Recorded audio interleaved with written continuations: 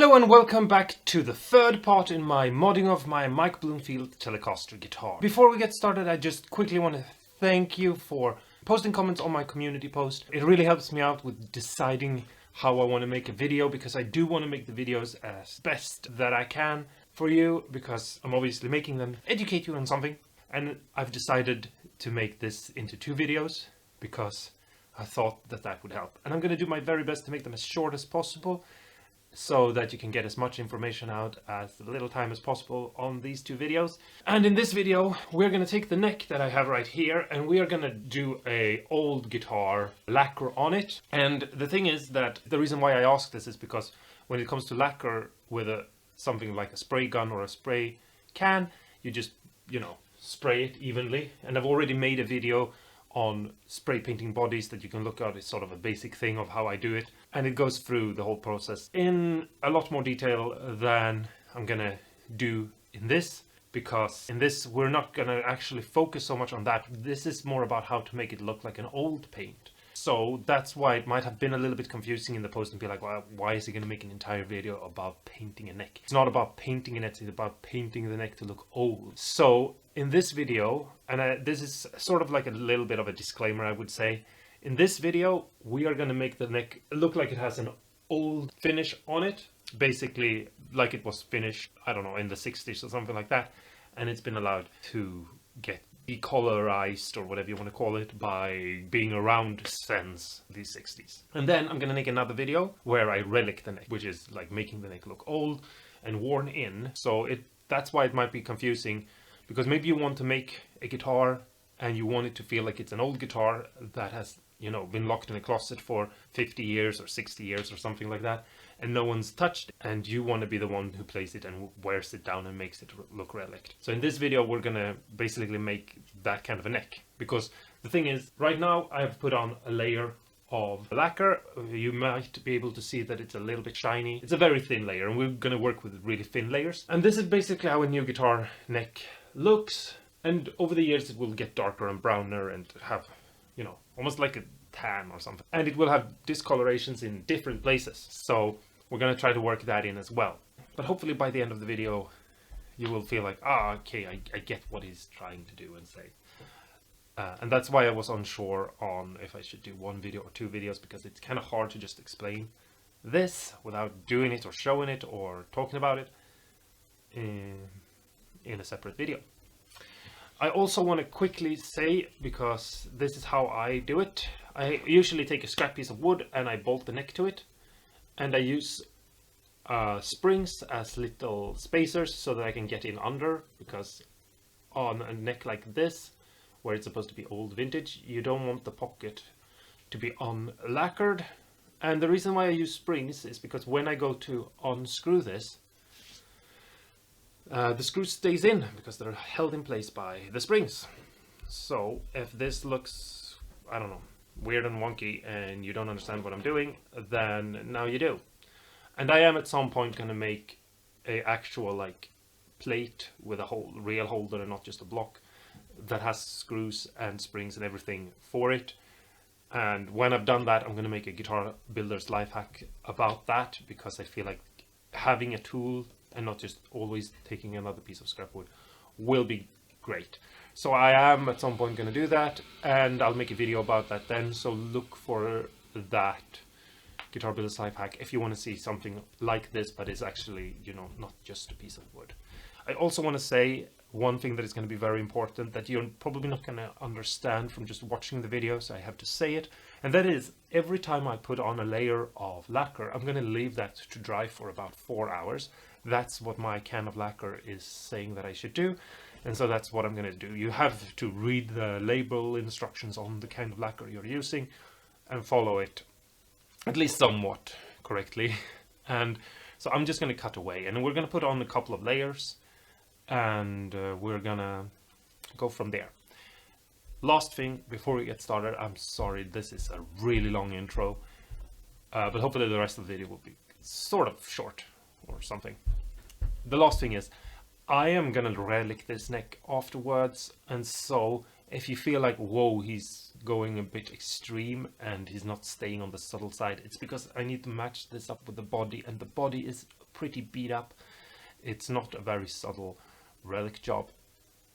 And that's because it's obviously tried to look like Mike Bloomfield's Telecaster, and I want to match the neck up to that. So I'm going to make the neck look a little bit more extreme than maybe I would do if you're not making a guitar that looks like someone else's guitar, and you're not doing something that is supposed to be super relic.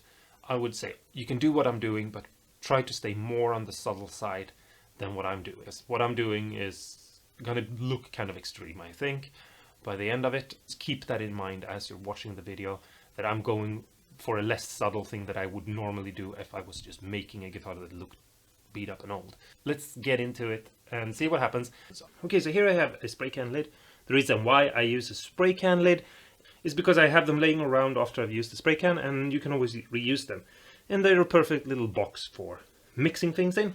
And in this I have a little bit of white spirit that I blend out with my lacquer, and then I've added some brown lacquer stain and some yellow amber lacquer stain. And now I'm just going to put this on the guitar neck and use this to make my first layer, and hopefully you'll see that it changes a lot. And I'm going to put it on with a brush, and I'm going to do everything I can to make it as even as possible and not have as many strains from the brush on it. It would be better to do it with a spray gun, but for this entire build I haven't really been using a spray gun that much, and so I feel like doing it on the neck would be kind of weird. So I'm putting on the layer with a 15mm brush. It's thin enough to be useful, and I'm just going to put on layer after layer and building up the color that way. It's how I do it, and I can stop when I feel the neck has the right color.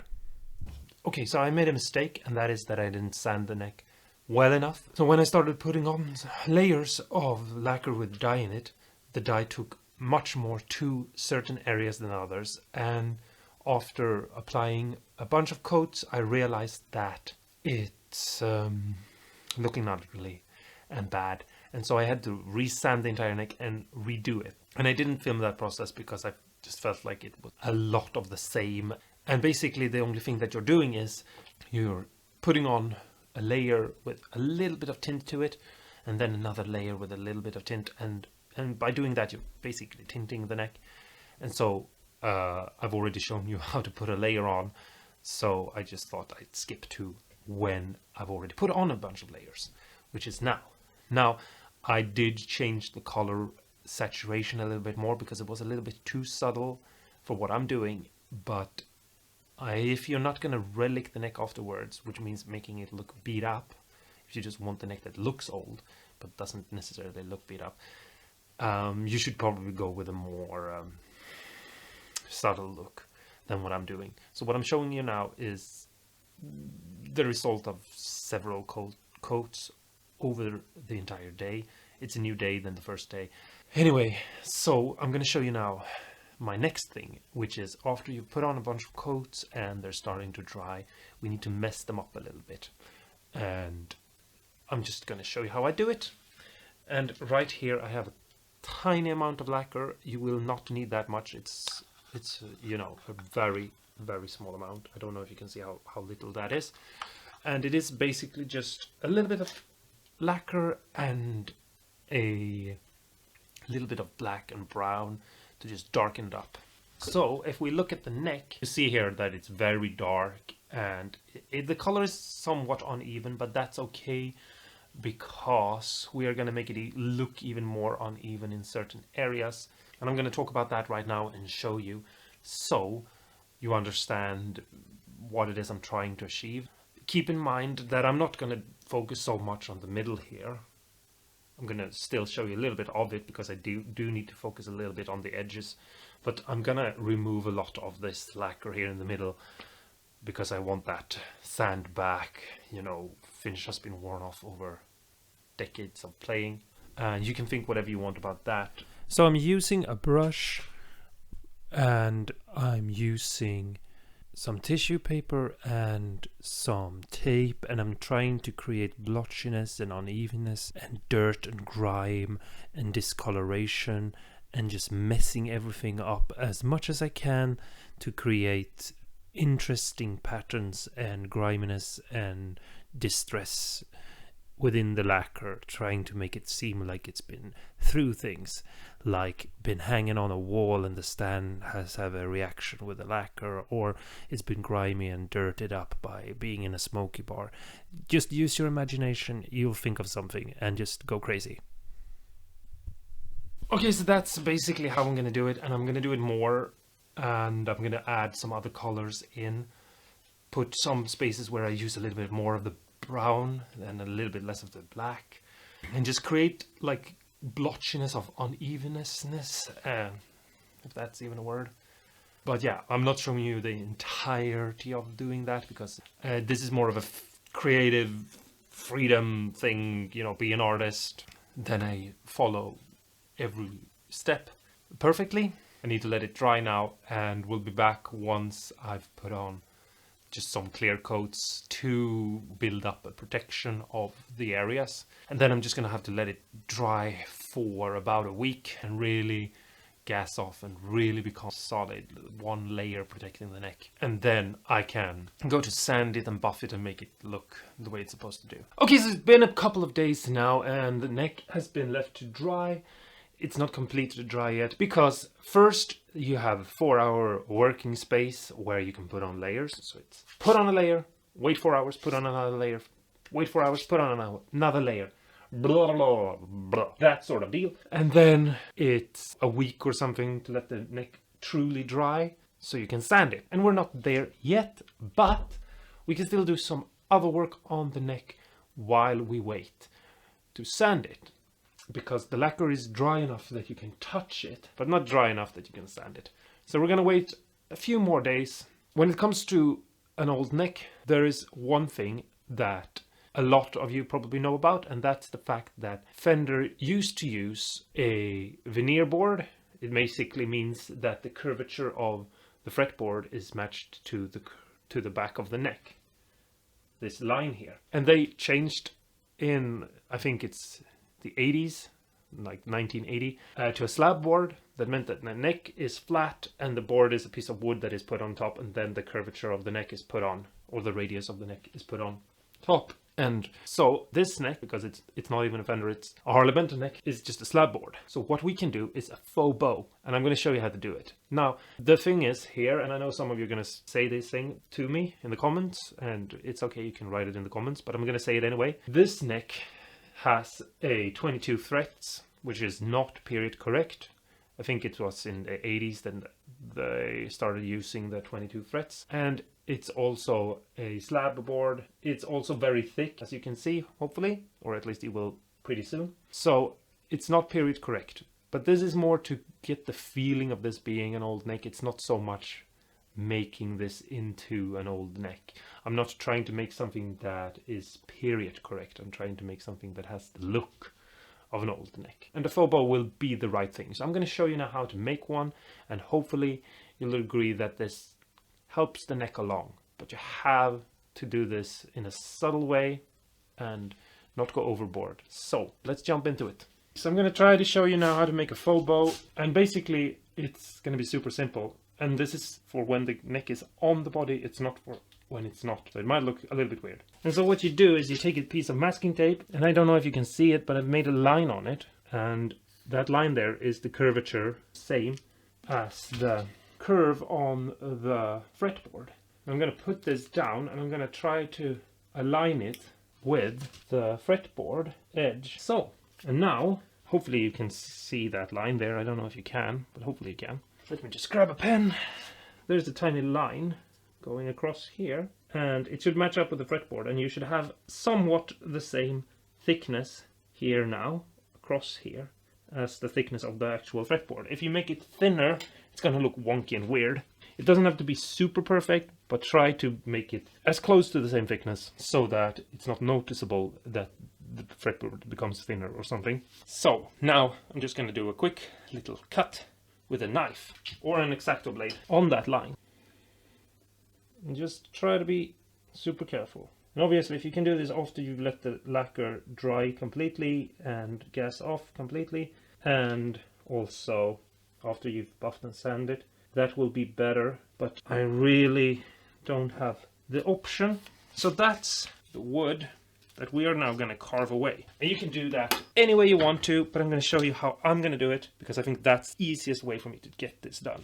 Okay, so here's the neck, and I'm going to use my Dremel. And you can use a sanding disc that looks like this, or you can use a saber tooth little tooth. It's basically the same thing, it's just this has a tooth. And it's basically like a rasp. And I'm just going to go in there like this, and I'm just going to remove that wood, and try not to dig into this side right here too much, and just carve that away. Okay, so now we can remove the tape, and as you can see, I did slip a little bit up here. That's okay, I can put in something to fix that. And if I move the neck into a little bit less of a steep angle, because obviously the angle of how you see it will, you know, break the illusion. But if I hold it like this, you can see the cutaway. But if I put it in something like this, it will sort of give the illusion. And you will have a body lying here. So the edge of the pickguard will basically be, you know, somewhere around here. So yeah, all I'm gonna do now is I'm gonna do some sanding right here, and I'm gonna put some dye right here to just hide the fact that I a little bit went into the went into the neck here and removed a little bit of the lacquer, but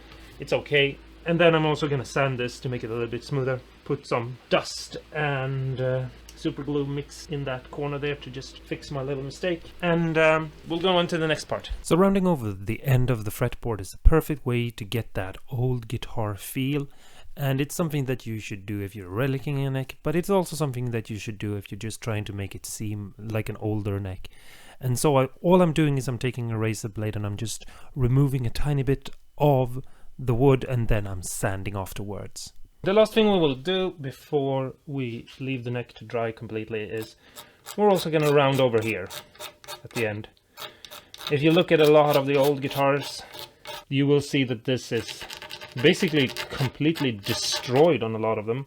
And it has to do with the fact that the strings will bite into this area a lot. And you can even see it on some guitars that aren't that old.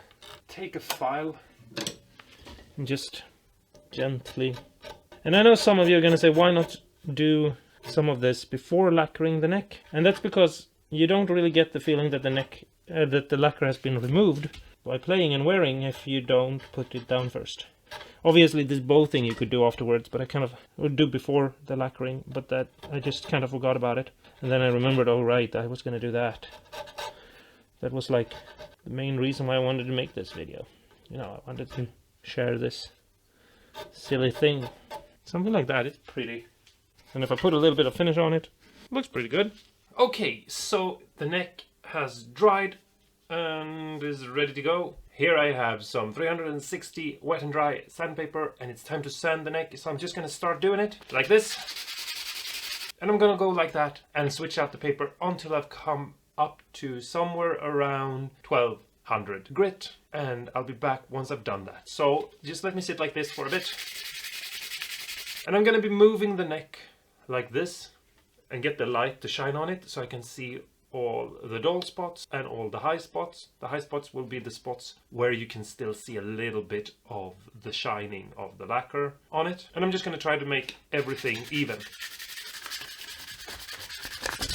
Okay, so you have the neck right here. What I'm going to do now is I'm going to polish it by hand to give it, you know, a nicer finish than it has right now, because it looks very dull now. It looks machined dulled, and what we want is to have more of a dullness that is more age related, which is it's hard to define and to maybe give you a super good explanation of what that is. But if you look closely at old guitars that are, you know, actually old guitars, vintage guitars, you will see that they still have a sort of shyness to them, but it's a matter, duller, satin sort of kind of finish.